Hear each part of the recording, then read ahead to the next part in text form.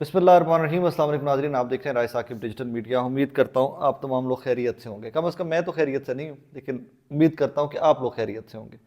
मैं क्यों खैरियत से नहीं हूँ कि जो इसहाक डार साहब और शहबाज शरीफ साहब की गवर्नमेंट कर रही है पाकिस्तानियों के साथ, मैं एक रिजनेबल इनकम कमाने वाला इंसान हूँ कि ज़िंदगी गुजर रही थी, लेकिन अब आकर इतनी मुश्किल होती जा रही है हर गुजरते दिन कि डिप्रेशन बढ़ता जा रहा है। घर में बैठे हुए डिप्रेशन बढ़ता जा रहा है कि ज़िंदा कैसे रहना है, क्या किया कि जाए in the future, how to survive in this country.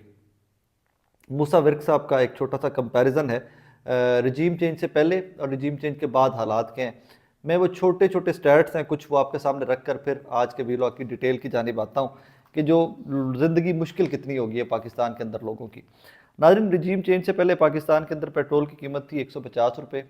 आज जब मैं आपसे मुखातिब वो कीमत हो चुकी है 272 रुपये, ऑलमोस्ट डबल। रिजीम चेंज से पहले पाकिस्तान में डॉलर की कीमत 178 रुपये थी, आज तकरीबन 270 रुपये के करीब हो चुकी है। 100 रुपये का इजाफा हो चुका है। गैस 70% महंगी हो चुकी है। मतलब कह लीजिए कि अगर आपका गैस का बिल पहले आता था 1000 रुपये, तो अब आया करेगा 1700 रुपये, ऑलमोस्ट डबल। बिजली के बिल जो थे तब 16 रुपये पर यूनिट था रिजीम चेंज से पहले, और आज जब मैं आपसे मुखातिब हूँ तो 44 रुपये पर यूनिट बिजली की कीमत हो चुकी है पाकिस्तान में फरवरी 2023 के अंदर। नए टैक्सेस जो लगे हैं पाकिस्तानियों के ऊपर वो 170 अरब रुपए के लगाए हैं, जो आज इसहाक डार साहब ने मिनी बजट पेश किया है, और 170 अरब रुपए के टैक्सेस लग चुके हैं। उसके बाद एक्सपोर्ट्स जिनसे आपका रेवेन्यू आता था, कुछ $4 पाकिस्तान में आते थे, उनमें 7% कमी अब तक हो चुकी है। ये 7% पे कहानी रुकेगी नहीं, मज़ीद बढ़ेगी। मैं आप आगे चल के बताता हूँ आपको कि कैसे बढ़ेगी आगे।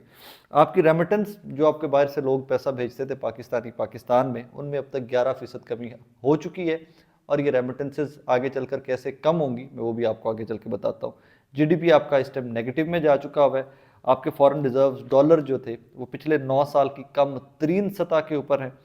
इन्फ्लेशन, महंगाई आपकी पिछले 50 साल तारीख में सबसे ज़्यादा हो चुकी हुई है। अब मैं आता हूँ छोटी छोटी डिटेल्स की जानिब। रिजीम चेंज से पहले पेट्रोल की प्राइसेस इंटरनेशनल मार्केट में बहुत ऊपर थी, और हमें उम्मीद ये थी कि शहबाज शरीफ की गवर्नमेंट आई, इसहाक डार साहब बैठ के पाकिस्तान से बाहर नारे मारते थे मेरा तजर्बा एंड ऑल दैट। सो अब तो इंटरनेशनल मार्केट के अंदर भी प्राइसेस बहुत नीचे आ गई हुई थी।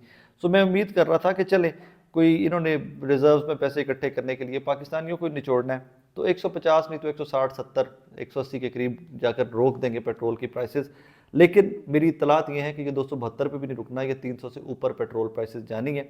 जो अगली यकम आएगी मार्च की, उस दिन आपको और मुझे फिर से टीका लगेगा पेट्रोल प्राइसेस का, और ये है परफॉर्मेंस इसहाक डार साहब की। डॉलर जो है ये भी 270 के ऊपर मेरी इतलात है कि नहीं रुक रहा। आप किसी ट्रेडर से बात कर लें, किसी अच्छे ताजिर से बात कर लें पाकिस्तान के, किसी जो हमारे चैम्बर के लोगों से बात कर लें, तो दे डाउट के 270 के भी प्लस माइनस ये डॉलर रुकेगा, मजीद अभी ऊपर जाएगा।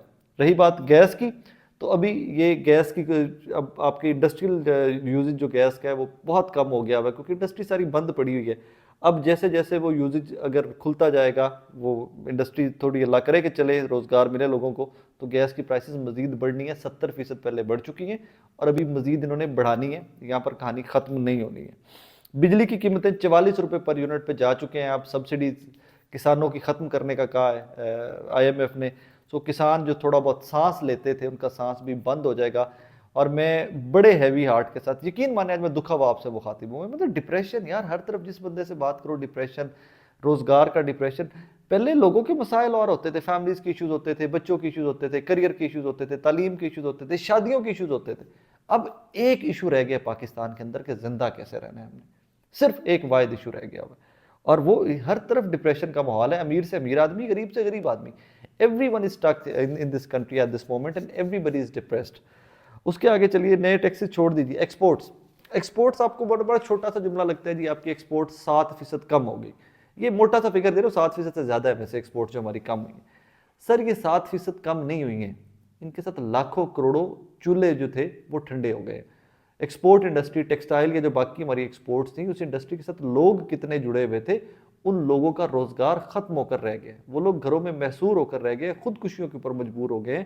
और ये सिर्फ 7% का फिगर लगता है आपको जी, 7% एक्सपोर्ट कट होगी। नहीं भाई, लाखों लोग हैं जो बेरोजगार हो गए, लाखों लोग हैं जो मकरूज हो गए हैं, लाखों लोग हैं जो खुदकुशियां करने के ऊपर मजबूर हैं। डेली मेरे व्हाट्सएप के ऊपर सैकड़ों मैसेजेस आ रहे होते हैं इस तरह के कि भाई मेरा ये मसला है, मेरा ये मसला है। और वो जब मैसेजेस पढ़ता हूँ तो मैं खुद से मजीद डिप्रेशन में चला जाता हूँ कि मैं उनकी हेल्प नहीं कर पा सकता। I can only raise a voice, लेकिन मैं क्या कर सकता हूँ उसके साथ वॉइस रेज करने के साथ भी?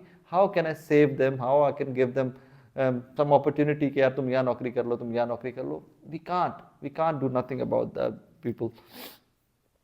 रेमिटेंसेज आपकी 11% कम हो चुकी हैं अब तक, कि जो बाहर से पैसा आता था पाकिस्तानी भेजते थे उसमें 11% कमी आई है।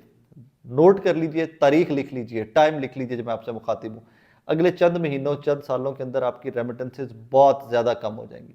वजह ये कि जिन फैमिलीज़ के कुछ अफराद पाकिस्तान से बाहर मौजूद हैं जो पैसा भेजते थे उनके लिए पाकिस्तान, वो तमाम के तमाम लोग कोशिश कर रहे हैं कि हम अपनी फैमिलीज़ को पाकिस्तान से निकाल कर ले जाएं।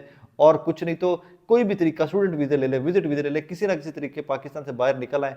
Then further we'll see how to settle you guys. तो ये रेमिटेंसेज में जब वो फैमिलीज़ भी चली जाएंगी पाकिस्तान से तो मज़ीद कमी आएगी। मेरे एक अजीज़ हैं, जानने वाले हैं, जानने वाले इस तरह के मेरे क्लासमेट थे, सीनियर थे, यूनिवर्सिटी मेट थे, सीनियर थे मेरे, पाकिस्तान आए, बहुत अच्छा काम कर रहे थे, लॉयर हैं, उन्होंने लॉ किया था यूनिवर्सिटी से, बहुत अच्छे प्रैक्टिसिंग लॉयर थे। एंड आज मैं शाम को उनसे मेरी बात हो रही थी तो कह रहे थे यार मैंने इमिग्रेशन अप्लाई कर दी है कनाडा की, I can not live in this country any more. और मैं उनको भी कन्विंस करने की कोशिश कर रहा था, छो लेट्स फाइट टुगेदर, मेहनत करते हैं सब, पाकिस्तान की बेहतरी करते हैं। And he was so hopeless कि जब उनका फ़ोन बंद हुआ तो उसके बाद 10 मिनट के बाद मुझे भी होश आई कि मैं कुछ औकात से ज़्यादा ऑप्टिमिस्टिक इंसान हूँ, मैं कुछ ज़्यादा ही पॉजिटिव इंसान हूँ कि यार एवरीबडी के जो मेरे से बहुत बेहतर कमाते हैं, जो करियर में मेरे से बहुत ज़्यादा एक्सेल कर चुके हैं, वो लोग ये डिसीजंस लेने के ऊपर मजबूर हो गए हैं कि हम पाकिस्तान से चले जाएं, तो मैं किस चीज़ का वेट कर रहा हूँ। But that is how it is. GDP आपका ग्रोथ जो थी आपकी वो नेगेटिव में जा चुकी हुई है, आपके रिजर्व्स 9 साल की कम तरीन सतह के ऊपर हैं। और ये IMF से जो आपको पैसे मिलने हैं, इनकी तमाम शर्तें शराइतें अगर नाजरीन हमने मान ली तो मैं आपको दावे से एक चीज़ कह रहा हूँ, अभी महंगाई 50% हुई है। मैं फिर से कह रहा हूँ कि जितनी महंगाई है मिनी बजट के बाद, कल सुबह जब वो उठेंगे तो चीज़ें जितनी महंगी हुई होंगी ना, ये 50% है। तमाम शर्तें शराइतें मानने के बाद आपका और मेरा यकीन माने सांस लेना, पहले ये जुमला होता था हमारे जर्नलिज्म के अंदर कि सांस लेना मुहाल हो गया, मैं आपको दावे से कहता हूँ आपका और मेरा सांस बाकायदा लेना मुश्किल हो जाएगा। इन्फ्लेशन, महंगाई पिछले 50 साल की कह रहे हैं ये लोग, मुझे लगता है कि 75 साल के तमाम रिकॉर्ड जो इन्फ्लेशन जो है ये अगले आपको महीने डेढ़ के अंदर टूटे हुए नजर आएंगे। और इसके बाद इसहाक डार साहब यूँ करके आपको सल्यूट करेंगे, बिकॉज रूमर हैज़ इट, इतलात हैं कि इसहाक डार साहब का इस्तीफ़ा मांग लिया गया, या जो लाने वाले हैं इनको रिजीम चेंज करने वाले हैं, जो इम्पोर्टेड गवर्नमेंट को लाकर हमारे सर के ऊपर बिठाने वाले हैं, they are not happy with their performance, कि हम तो तुम्हें बड़ा अरस्तू समझ कर लेकर आए थे कि तुम इमरान खान की बुराइयां करते थे एंड ऑल दैट, कि जी उसको काम नहीं आता, वो नाअहल है, तुम लोगों ने तो बड़ा गर्क कर दिया, वो तो अच्छा खासा मुल्क को चला रहा था। मैं तनकीद का एक लिमिटेशन में रहकर तनकीद करने वाला इंसान हूँ, मैं बदतमीज़ी करने का कायल नहीं हूँ, लेकिन उन लोगों के ऊपर मातम ज़रूर आता है, उन लोगों के नोहे ज़रूर पड़े जाने चाहिए कि जिन्होंने 22 करोड़ हंसते बसते 22 करोड़ के एक मुल्क का बड़ा गर्क यूं करके रख दिया हुआ है कि श्रीलंका की आप मिसालें देते हो वो आपसे बहुत बेहतर है। उनके पास एक प्लान फिर भी आ गया, उनका टूरिज्म था, टूरिज्म को हिट आई थी कोविड में और वो लोग बेचारे डूबे थे, वो खड़े हो जाएंगे पैरों के ऊपर। आपके पास कोई प्लान नहीं है, आप आज भी जंगें अपनी लड़ रहे हैं, अपने अपने इक़्तिदार की जंगें लड़ रहे हैं। आप लोग फलाना इदारा ऊपर रहना चाहिए और फलाना इदारा ऊपर रहना चाहिए और फलानी पार्टी ऊपर रहनी चाहिए और फलानी पार्टी ऊपर रहनी चाहिए। पाकिस्तान का किसी बंदे को कोई ख्याल नहीं। और अगर यही सब कुछ करना था ना तो खुदा पाक की कसम उठा के कहता हूँ कि मुझे भी वज़ीर-ए-आज़म बना देते ना तो मैं शहबाज शरीफ से और इसहाक डार से बेहतर परफॉर्म कर सकता था।